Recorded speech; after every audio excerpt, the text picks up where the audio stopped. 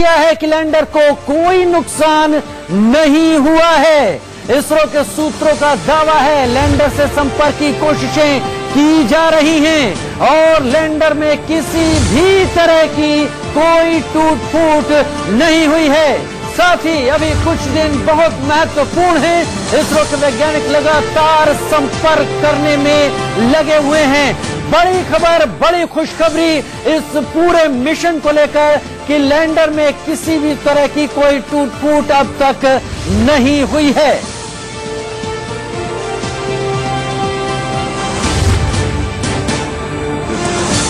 Lander से संपर्क की लगातार कोशिशें की जा रही हैं। इसरो का बयान सामने आया है। हालांकि 2.1 किलोमीटर पहले ये अपने पाथ से भटका, इससे संपर्क टूटा, लेकिन अब ऑर्बिटर के जरिए जो जांच की जा रही है उसके चलते ये बात है। हालांकि 2.1 किलोमीटर पहले ये अपने पाथ से भटका, इससे संपर्क टूटा, लेकिन अब ऑर्बिटर के जरिए जो जांच की जा रही है उसके चलते ये बात सामने निकल कर आई है।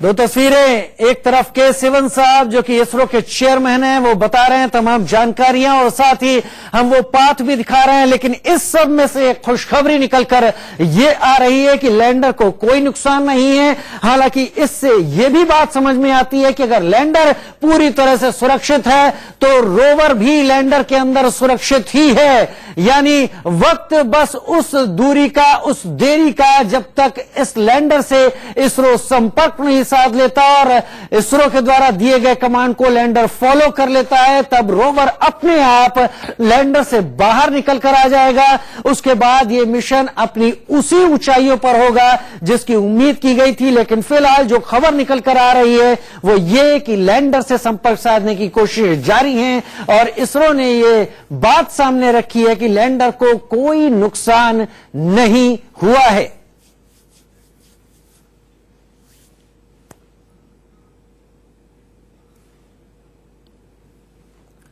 और चांद से आई इस बड़ी खबर ने सबके चेहरे पर मुस्कान ला दी है। 130 करोड़ देशवासियों के मन में ये उम्मीद जाग उठी है कि शायद लैंडर से इसरो का संपर्क भी जल्द हो जाए। दरअसल चांद की कक्षा में परिक्रमा कर रहे ऑर्बिटर ने लैंडर यानी विक्रम की तस्वीरें ली हैं और अब इसरो लैंडर से संपर्क करने की कोशिश कर रहा है। मतलब विक्रम अभी जिंदा है।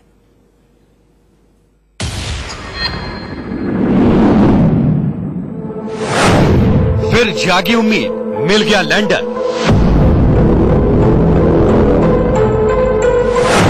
चांद के दक्षिणी ध्रुव पर दिखा विक्रम।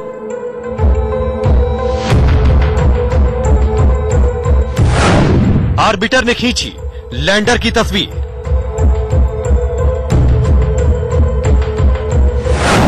उम्मीद अभी बाकी है मेरे दोस्त। चंदा मामा हम आएंगे, तिरंगा वहीं लहराएंगे।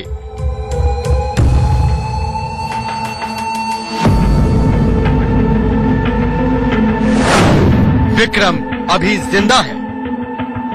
This mission control center, Vikram lander descent was as planned and the normal performance was observed up to an altitude of 2.1 kilometer.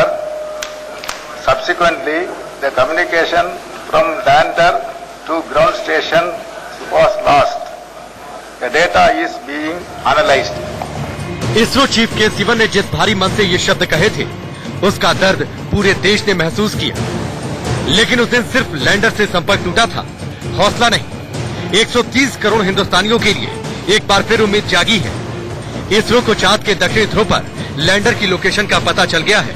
चंद्रमा के ऊपर घूम रहे ऑर्बिटर ने लैंडर को देख लिया है। इसरो चीफ के सिवन ने खुद ITV नेटवर्क को इसकी जानकारी दी। Yes, Mr. Sivan sir, can you hear me? The Vikram lander was the spotted by seen by the orbiter. That's all. We are not able to communicate to the lander anymore. Still, that problem is there. Okay. Right, sir. And right, but does that also give us does that also give us a location, sir, of the lander? Nothing is known. No location as such. Nothing. Working this part of the task. He's seen by hospital. Nothing else. Okay, and I'm sure we are trying our level best to get in touch with the lander, right, sir? के सिवन का बयान करोड़ों देशवासियों के चेहरे पर मुस्कान लाने के लिए काफी है। सॉफ्ट लैंडिंग की उन 15 मिनटों में पूरे देश की धड़कनें थम गई थी। हर चरण धीरे धीरे पार किया जा रहा था, लेकिन चंद्रमा की सतह पर पहुंचने से सिर्फ 2.1 किलोमीटर दूरी पर लैंडर का संपर्क टूट गया था। Mission control centre Vikram lander descent was as planned and the normal performance was observed up to an altitude of 2.1 kilometer. Subsequently, the communication from lander to ground station was lost.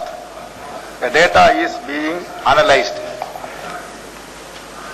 Repeat, Vikram lander descent was as planned and normal performance was observed up to an altitude of 2.1 kilometer. Subsequently, the communications from the lander to ground station was lost. The data is being analyzed. लेकिन इसरो के वैज्ञानिक इसी टूटे हुए संपर्क को दोबारा साधने में जुट गए। इसरो चीफ के सिवन के मुताबिक ऑर्बिटर ने लैंडर विक्रम की थर्मल तस्वीर ली है। हालांकि अभी लैंडर से संपर्क नहीं हो पाया है, लेकिन कोशिशें जारी हैं। जल्द ही लैंडर से संपर्क हो जाएगा। यानी उम्मीद अभी बाकी है, और वो कहते हैं ना कि उम्मीद पर दुनिया कायम है, और जब तक उम्मीद है हम भला हिम्मत क्यों हारें। अगले 14 दिनों तक इसरो लैंडर से संपर्क साधने की कोशिश करेगा। ऐसा इसलिए क्योंकि चंद्रमा का एक दिन धरती के 14 दिनों के बराबर होता है। प्रज्ञान रोवर के प्रयोगों का समय भी धरती के 14 दिन ही तय किया गया था। यानी अगले 14 दिनों में कोई अच्छी खबर मिल सकती है, लैंडर की एकदम सही लोकेशन पता चल सकती है, और मुमकिन है कि इसरो संपर्क भी साध ले। जिस ऑर्बिटर से लैंडर अलग हुआ था, वो अभी भी चंद्रमा की सतह से 119 किलोमीटर से 127 किलोमीटर की ऊंचाई पर घूम रहा है। 2379 किलो वजनी ऑर्बिटर के साथ 8 पेलोड है, और ये 7 साल तक काम करेगा। यानी लैंडर और रोवर की स्थिति पता नहीं चलने पर भी मिशन जारी रहेगा।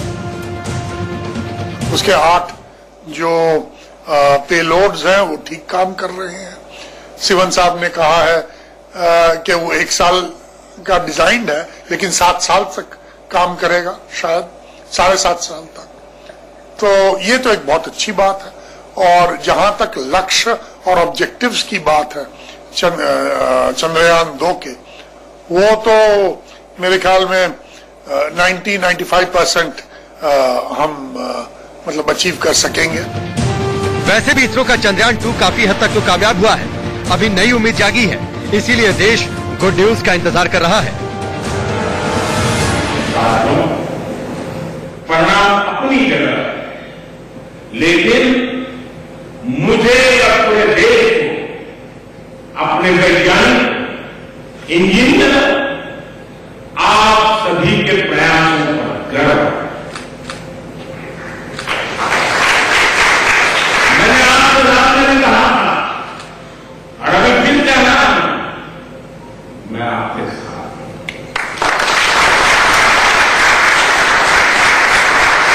एक भी आपके साथ। Bureau report, India.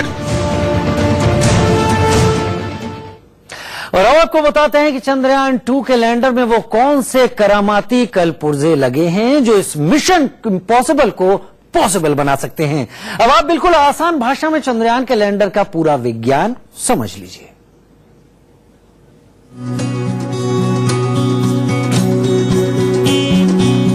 लैंडर का पता चल गया, यानी पिक्चर अभी बाकी है। अब आपको बिल्कुल आसान भाषा में चंद्रयान के लैंडर का पूरा विज्ञान समझाते हैं। देखिए, चंद्रयान के विक्रम लैंडर में कौन कौन से उपकरण और सेंसर्स फिट हैं और उनका काम क्या है। ये देखिए, विक्रम लैंडर के अंदर का हर कल पुर्जा, वो हर हिस्सा जिससे मिलकर विक्रम लैंडर बनता है। ये छोटे छोटे कैमरे, सेंसर्स और पुर्जे चंद्रमा की सतह पर अब भी बारीकी से रिसर्च कर रहे हैं। बस उस डेटा से कनेक्शन होना बाकी है। ये है LPDC यानी लैंडर पोजीशन डिटेक्शन कैमरा। जैसा कि नाम से ही जाहिर है, इस कैमरे का काम है चंद्रमा की ऊबड़ खाबड़ सतह पर उतरने से पहले लैंडर के लिए 90 डिग्री की सही पोजीशन को डिटेक्ट करना। इनमें से हर सेंसर और हर कैमरे का काम बटा हुआ है। यह है LHVC यानी लैंडर हॉरिजॉन्टल वेलोसिटी कैमरा। इस कैमरे का काम है लैंडर को संतुलित पोजीशन में रखना। विक्रम लैंडर में अलग अलग जगह ऐसे कई कैमरे लगे हैं। चंद्रमा पर उतरने से पहले ऊंचाई का सटीक मेजरमेंट बहुत जरूरी था। एक मिलीमीटर की सटीक जानकारी जरूरी थी। इसलिए लैंडर में ये KA बैंड अल्टीमीटर लगे हैं। इन अल्टीमीटर से दूरी की सटीक जानकारी मिलती है।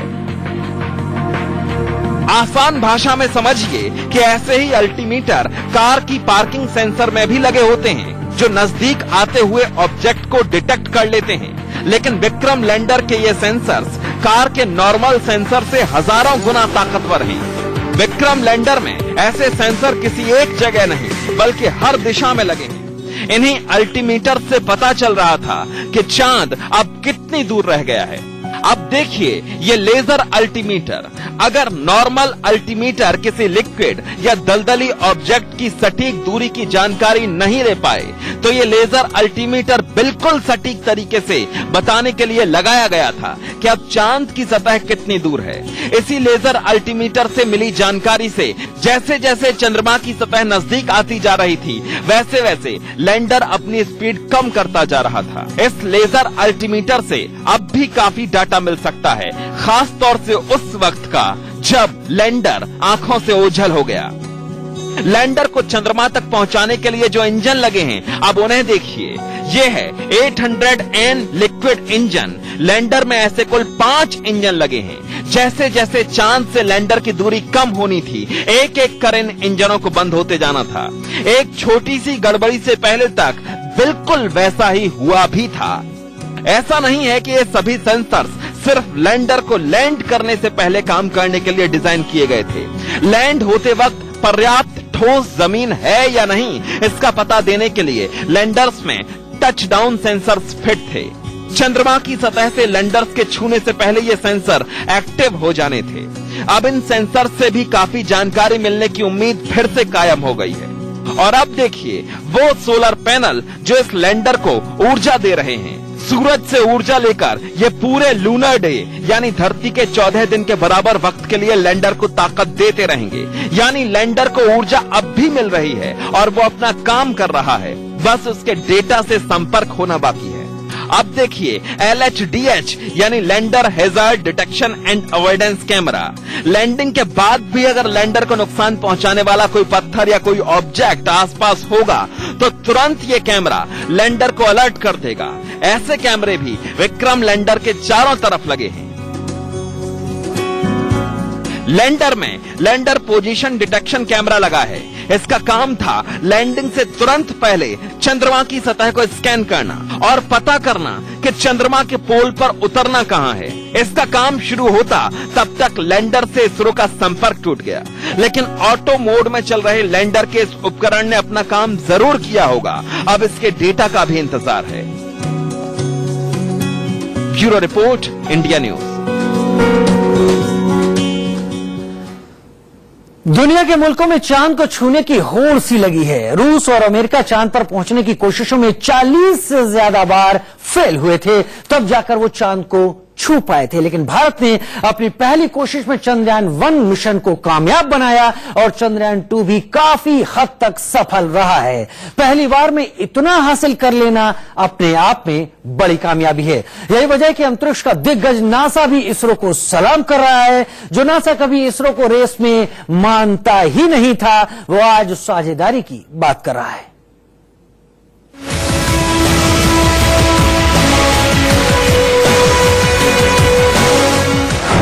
इसरो को नासा का सलाम। नासा ने भी माना इसरो का लोहा। चंद्रयान 2 पर नासा को भी नाज। इसरो के चंद्रयान 2 से प्रेरित हुआ नासा। चांद पर सबसे पहले इंसान को भेजने वाला नासा हिंदुस्तान के वैज्ञानिकों का मुरीद हो गया। इसरो के चंद्रयान 2 मिशन पर दुनिया की सबसे बड़ी अंतरिक्ष एजेंसी को नाज है। अंतरिक्ष में अपना स्पेस सेंटर बना चुका national aeronautics and space administration Chandrayaan 2 से प्रेरणा ले रहा है। नासा ने ट्विटर पर लिखा, अंतरिक्ष कठिन है। हम चंद्रमा के दक्षिणी ध्रुव पर इसरो के चंद्रयान 2 मिशन को लैंड कराने की कोशिश की प्रशंसा करते हैं। आपकी यात्रा ने हमें प्रेरणा दी है। भले ही हमारा लैंडर चंद्रमा की सतह पर सॉफ्ट लैंडिंग नहीं कर पाया, लेकिन वहां तक मिशन को ले जाना ही अपने आप में बड़ी उपलब्धि है। इसरो ने खुद ही सबसे मुश्किल मिशन चुना था। इसरो ने वहां रोवर भी लैंडिंग नहीं कर पाया, लेकिन वहां तक मिशन को ले जाना ही अपने आप में बड़ी उपलब्धि है। इसरो ने खुद ही सबसे मुश्किल मिशन चुना था। इसरो ने वहां रोवर भेजा जहां आज तक कोई नहीं पहुंचा था। उत्तरी ध्रुव पर कई मिशन जा चुके हैं। वहां के मौसम और सतह के बारे में काफी जानकारी मौजूद है, लेकिन भारत ने दक्षिणी ध्रुव को चुना जो अब तक अनछुआ था। एक लिहाज से भारत का चंद्रयान 2 मिशन काफी हद तक कामयाब रहा है। अपने दम पर स्वदेशी तकनीक के साथ इतनी लंबी छलांग लगाने वाले इसरो के लिए ये बहुत बड़ी कामयाबी है। इसरो ने अंतरिक्ष में वो कारनामा कर दिखाया है जिसके बारे में सैकड़ों मुल्क सिर्फ सपना देखते हैं। अंतरिक्ष के दिग्गज इस मिशन की बारीकी को समझते हैं, इसलिए नासा इसरो को सलाम ठोक रहा है। यही नहीं, नासा ने यह भी संकेत दिए हैं कि वो आगे इसरो के साथ मिलकर अंतरिक्ष के रहस्य खंगाल सकता है। नासा ने ट्विटर पर लिखा, आपकी यात्रा ने हमें प्रेरित किया। हम भविष्य में साथ मिलकर ब्रह्मांड के रहस्यों को सुलझाने की संभावनाओं को देख रहे हैं। यानी दुनिया की सबसे बड़ी स्पेस एजेंसी इसरो की मुरीद हो गई। लेकिन ये बात भी दिलचस्प है कि कभी भारत के अंतरिक्ष प्रोग्राम को गंभीरता से न लेने वाला नासा आज इसरो के साथ साझेदारी करना चाहता है। तारीख के कुछ पन्ने पलटते हैं। 1969 में अपनी स्थापना के बाद इसरो अंतरिक्ष में पैर पसारने की कोशिश कर रहा था। 9 अप्रैल 1975 को इसरो ने आर्यभट्ट सैटेलाइट लॉन्च कर अंतरिक्ष में जबरदस्त एंट्री मारी थी। और वो कहते हैं ना कि पूत के पांव पालने में ही दिख जाते हैं। इसरो ने भी शुरुआत से ही अपने मिशन की झांकी दिखाना शुरू कर दिया था। लेकिन इसरो रॉकेट भेजने के लिए इस्तेमाल होने वाले क्रायोजेनिक इंजन के लिए रूस पर निर्भर था। 1991 में अमेरिका के राष्ट्रपति जॉर्ज बुश ने मिसाइल टेक्नोलॉजी के दुरुपयोग का बहाना बनाकर भारत को रूस से मिल रही क्रायोजेनिक तकनीक पर रोक लगवा दी। लेकिन इससे इसरो ने हार नहीं मानी। 17 साल तक वैज्ञानिकों ने जी तोड़ मेहनत की और आखिरकार स्वदेशी क्रायोजेनिक इंजन बना लिया। यानी नासा ने जिस तकनीक पर पाबंदी लगाकर इसरो को अंतरिक्ष में बढ़ने से रोकने की कोशिश की थी, उसी पाबंदी को इसरो ने हथियार बना लिया। भारत के अंतरिक्ष कार्यक्रम को कभी विकसित देशों ने ज्यादा तवज्जो नहीं दी।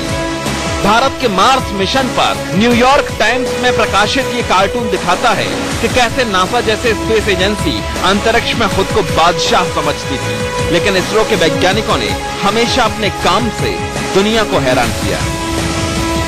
ये तस्वीरें 1963 की हैं। अमेरिकी नायक अपाचे रॉकेट को साइकिल और बैलगाड़ी में लॉन्चिंग साइट तक ले जाया गया था। उस समय इसरो के पास संसाधनों की जबरदस्त किल्लत थी, लेकिन इसरो के वैज्ञानिकों की मेहनत से भारत ने 21 नवंबर 1963 को पहला रॉकेट लॉन्च किया। अभी भी इसरो लिमिटेड रिसोर्सेज में ही चमत्कार कर रहा है। जितने पैसे में हॉलीवुड की एक फिल्म बनती है, उससे भी कम पैसों में इसरो चंद्रयान और मंगलयान मिशन भेज रहा है। आपको दुनिया की कुछ स्पेस एजेंसियों और इसरो के बजट के बारे में बताते हैं। अमेरिका की स्पेस एजेंसी नासा का सालाना बजट $18 बिलियन यानी करीब 1290 अरब रुपए है। यूरोपियन स्पेस एजेंसी का सालाना बजट $7 बिलियन यानी करीब 501 अरब रुपए है।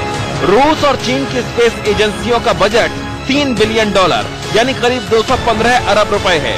लेकिन इसरो का सालाना बजट सिर्फ $1.7 बिलियन यानी करीब 121 अरब रुपए है। ये बजट नासा के सालाना बजट से 10% से भी कम है। लेकिन इसरो ने कभी संसाधनों की वजह से हार नहीं मानी। चंद्रयान 2 मिशन पर कुल 978 करोड़ रुपए खर्च हुए, जबकि हॉलीवुड की फिल्म एवेंजर एंड गेम को बनाने में 2443 करोड़ रुपए खर्च हो गए थे। यानी इसरो ने अपना खुद का मुकाम बनाया। यही वजह है कि आज दुनिया इसरो के जज्बे को सलाम ठोक रही है। Bureau report, India news.